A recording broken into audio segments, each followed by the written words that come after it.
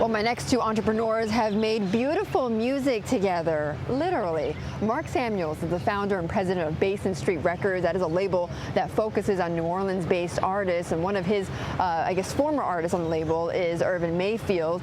Mayfield is a Grammy Award-winning jazz musician. He founded the New Orleans Jazz Orchestra in 2002, and in 2009, last year, he opened up his own jazz club on the very famous Bourbon Street. And Irvin, by the way, thanks so much for playing throughout this hour. Enjoyed it. It's been a nice change and a pleasure.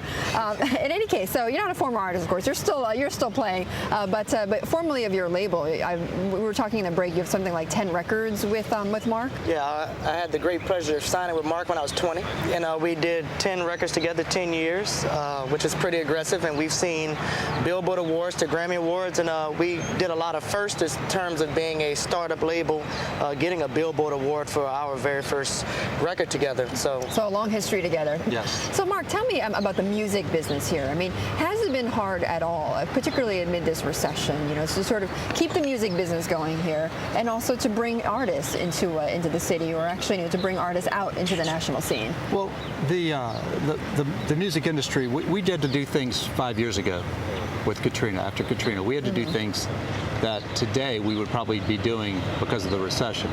But we've already scaled down, and we already moved from a 3,000 square foot office space and 5 full-time employees down to a much more manageable situation.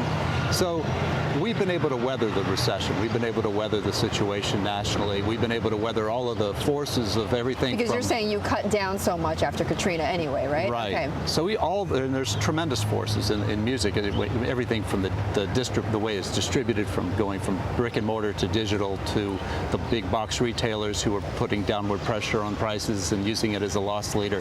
So, we were able to weather all of those issues. And Irvin, I mean, you just opened up your jazz club. You celebrated your first year anniversary yesterday, right?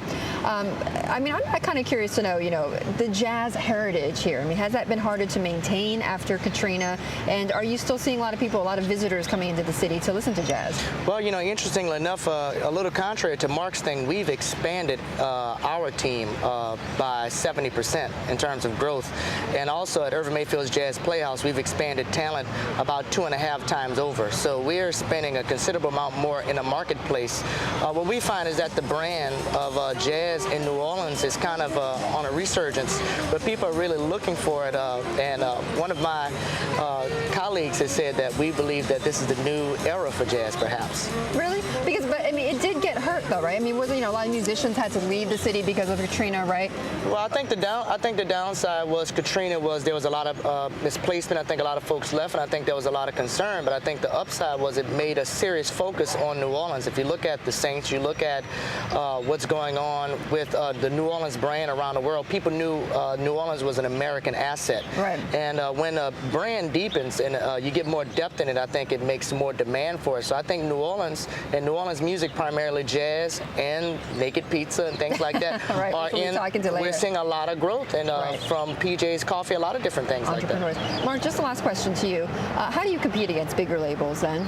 Well, I compete against bigger labels because there's talent in this city. There's a plethora of talent, from Kermit Ruffins to Jeremy Davenport, Teresa Anderson. They put people on our label, but there's a number of artists outside that when I'm ready to sign a new artist, there's any number of a dozen that I would choose right off the bat. But you signed one in the last 5 years, though. One in the last 5 years, Jeremy Davenport. Right. It's a matter of trying to make sure that we had we were able to support the artists that we do have on our label, weathering the storm.